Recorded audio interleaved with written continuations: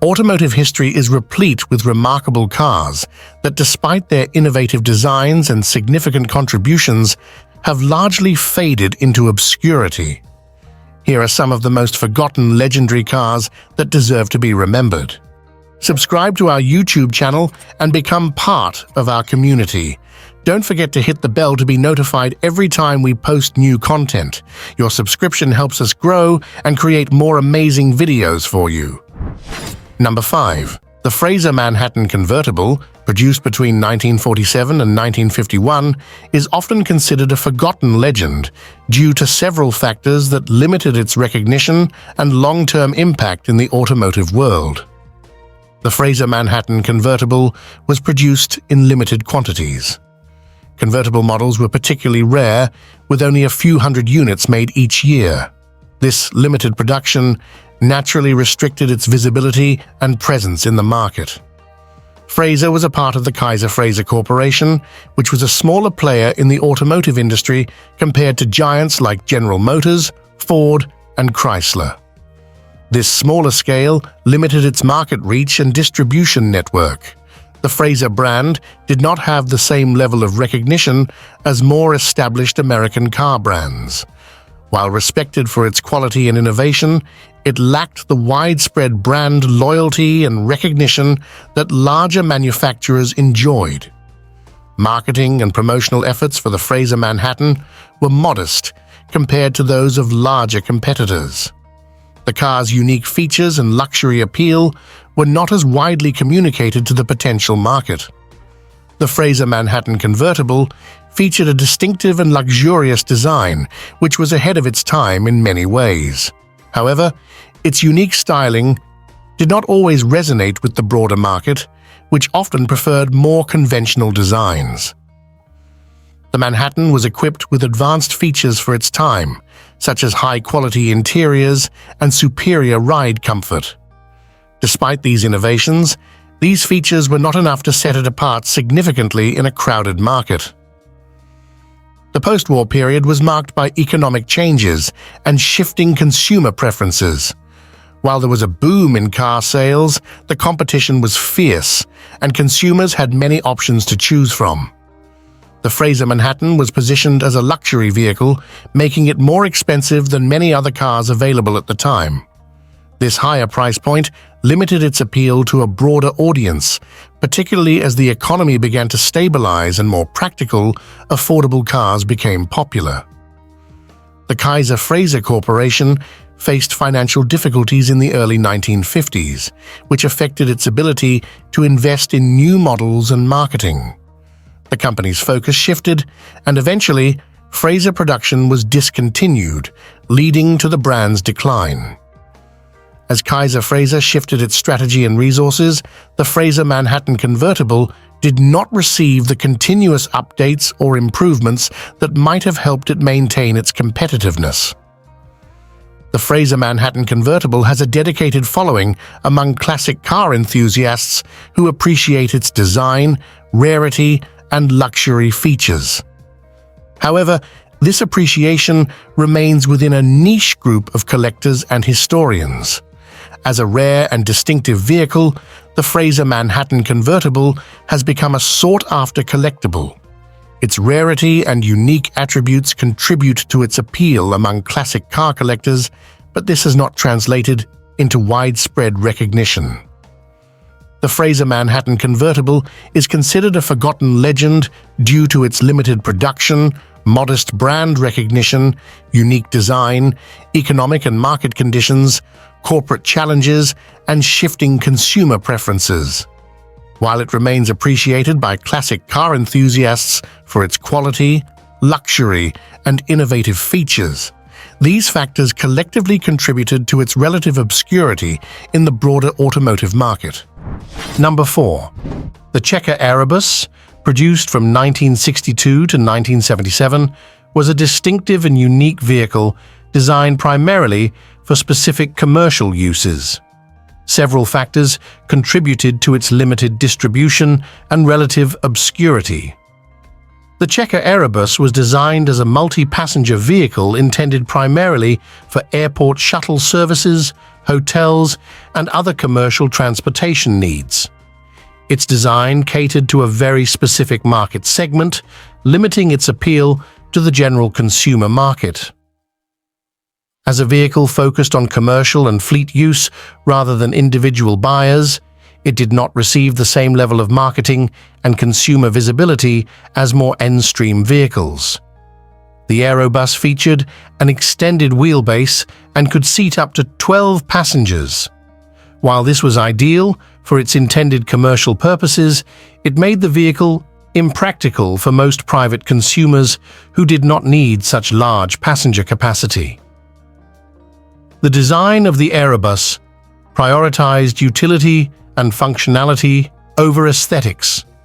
This utilitarian design did not appeal to the broader consumer market that often prioritizes style and personal vehicle appeal. Checker Motors Corporation was a relatively small manufacturer focused on niche markets. The production capacity was limited, and the Aerobus was produced in relatively small numbers, further restricting its distribution.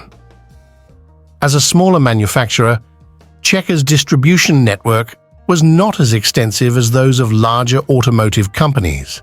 This limited the Aerobus's availability in various regions and markets. While Checker was well known for its iconic taxis, it did not have the same level of brand recognition in the consumer vehicle market as larger manufacturers. This limited the Aerobus's appeal outside of its specialized commercial niche. Marketing efforts for the Aerobus were focused on its commercial applications rather than on general consumer markets. This targeted marketing approach limited its broader visibility and appeal. During the 1960s and 1970s, the automotive market was competitive, with many manufacturers offering a wide range of vehicles. The Aerobus's unique design and purpose did not align with the broader market trends favoring more conventional family cars, sedans, and emerging SUVs. The cost and practicality of owning an Aerobus for personal use were not justifiable for most consumers who opted for smaller, more affordable, and practical vehicles. Over time, the needs for large multi-passenger vehicles like the Aerobus declined as alternative transportation solutions emerged, including more specialized shuttle services and changes in public transportation infrastructure. Changes in how fleet vehicles were managed and the rise of more versatile and modern vehicles reduced the demand for the Aerobus in its primary commercial markets. Today, the Checker Aerobus is appreciated by a niche group of classic car enthusiasts and collectors who value its unique design and historical significance. However, its appeal remains limited compared to more mainstream classic vehicles. While it holds historical significance in the context of commercial transportation and fleet vehicles, this does not translate to widespread recognition or popularity in the broader classic car community. The Checker Aerobus was not widely distributed due to its specialized market focus, unique and utilitarian design, limited production capacity, modest brand recognition, targeted marketing, changing transportation needs, and economic considerations. While it remains an interesting and distinctive vehicle with historical significance, these factors collectively contributed to its limited distribution and relative obscurity in the broader automotive market. Number 3. The Hudson Italia, produced in 1954, is a fascinating example of an innovative car that failed to achieve commercial success. Several factors contributed to its limited impact on the market. Only 26 units of the Hudson Italia were produced. This extremely limited production run made it more of a collector's item rather than a mass-market vehicle. The Hudson Italia was priced at around $4,800, a significant sum in 1954. This high price point put it out of reach for most consumers and placed it in competition with established luxury and sports car brands that had stronger reputations. The Italia was a result of a collaboration between Hudson and the Italian coach builder Carrozzeria Touring. It featured a unique and exotic design, which, while visually striking, was also polarizing. The design did not appeal to the broader American market, which tended to favor more traditional styling. The Italia was positioned as a sporty, luxurious vehicle. This niche market was small, and the Italia's mixed identity made it hard to compete with cars that had a more defined market positioning. The Italia was based on the Hudson Jet platform and used a 3.3-liter inline-six engine, producing 114 horsepower. While respectable, this performance did not match that of other sports cars of the era, such as those from Ferrari or Jaguar, which offered more powerful engines and sportier handling.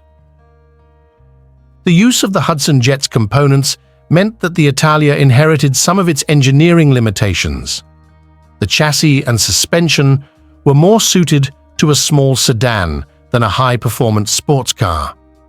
By the mid-1950s, Hudson was facing significant financial difficulties. The company merged with Nash Kelvinator in 1954 to form American Motors Corporation, AMC. This merger shifted focus away from niche models like the Italia towards more mainstream, cost-effective cars. The American automotive market in the 1950s was dominated by the Big Three: General Motors, Ford, and Chrysler. Smaller manufacturers like Hudson struggled to compete, especially with niche products that did not have mass-market appeal. The marketing and promotional efforts for the Hudson Italia were minimal. Hudson did not have the resources or the marketing muscle to promote the Italia extensively. As a result, many potential buyers were simply unaware of the car's existence. The Italia was not widely distributed. It was primarily marketed through select Hudson dealers, which limited its reach to a broader audience. American consumers in the 1950s had more conservative tastes in car design, favoring larger, more traditional vehicles. The Italia's exotic Italian styling and sporty nature were ahead of its time, but did not align with mainstream consumer preferences. Today, the Hudson Italia is highly valued among classic car enthusiasts and collectors due to its rarity and unique design.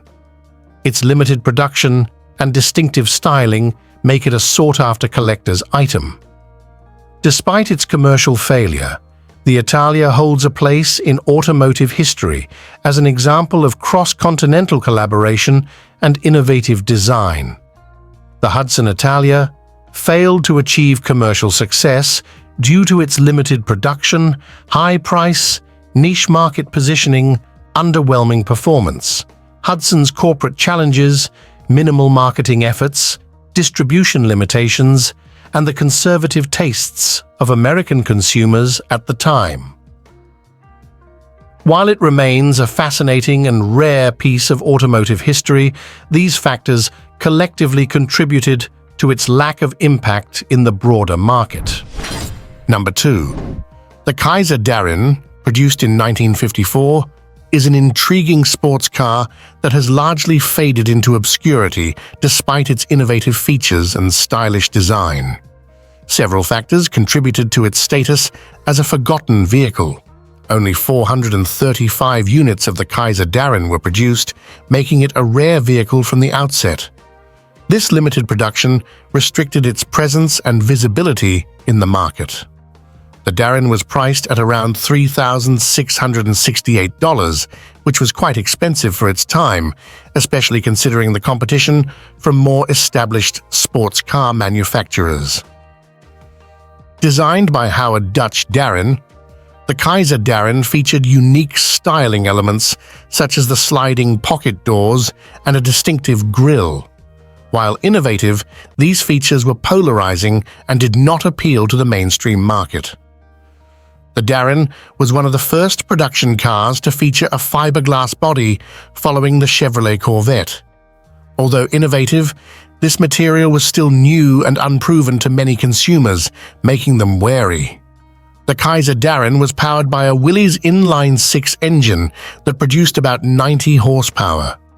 This performance was modest compared to competitors like the Chevrolet Corvette, which offered more powerful engines and better overall performance. The use of existing components and platforms from Kaiser's lineup meant that the Daren did not have the high-performance characteristics expected from a sports car. This limited its appeal to driving enthusiasts. By the mid-1950s, Kaiser Motors was struggling financially. The company was unable to invest heavily in marketing or further development of the Daren, which limited its market impact. The sports car market in the early 1950s was competitive, with established brands like Chevrolet, Corvette, and foreign imports, such as the Jaguar XK120, dominating the segment. The Daren struggled to compete with these well-established models. The marketing and promotional efforts for the Kaiser Daren were minimal. Kaiser Motors did not have the resources to mount an extensive marketing campaign, which meant that many potential buyers were unaware of the car's existence. The Daren was sold through Kaiser dealers, which had a limited network compared to the distribution channels of larger manufacturers. This restricted its reach and availability to potential customers. American consumers in the 1950s favored more traditional car designs. The Daren's avant-garde styling and unconventional features did not align with mainstream preferences. The sports car market in the United States was still developing, and many consumers were more interested in practical family cars or traditional luxury vehicles. Today, the Kaiser Daren is appreciated by classic car enthusiasts and collectors for its unique design and rarity. Its limited production and innovative features make it a sought-after collectible.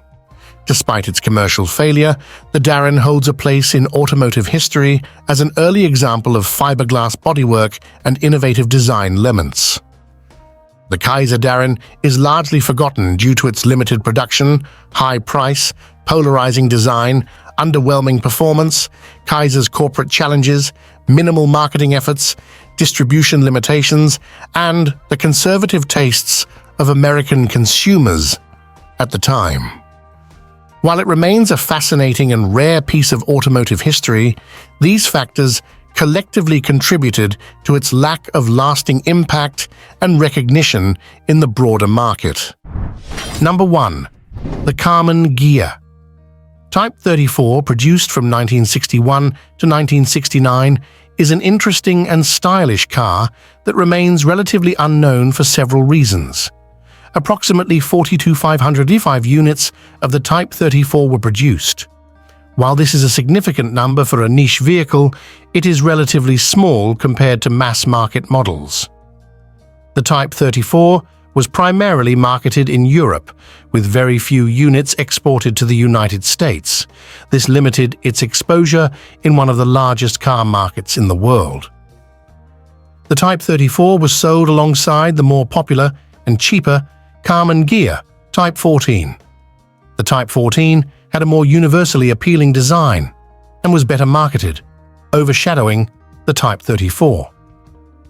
The Type 34 was more expensive than the Type 14, which made it less attractive to buyers who could get a similar driving experience for less money. The Type 34, designed by Italian designer Sergio Sartorelli, had a more angular and modern design compared to the curvier Type 14. While some appreciated its look, it did not resonate as strongly with the broader market. The Type 34 was perceived as a luxury version of the Karmann Ghia, but it didn't have the performance or brand prestige to fully justify its higher price tag compared to other luxury cars of the time. Volkswagen did not heavily market the Type 34. Most advertising and promotion were focused on the Beetle and the Type 14, which were seen as more profitable models. The Type 34 was not widely available in many markets, including the US, where the demand for imported cars was growing but still limited by the availability of models. The Type 34 shared its mechanical components with the Volkswagen Type 3, including its engine and chassis. This meant that while it looked different, it offered a similar driving experience to other more practical and less expensive VW models. The Type 34's performance was adequate but not exceptional.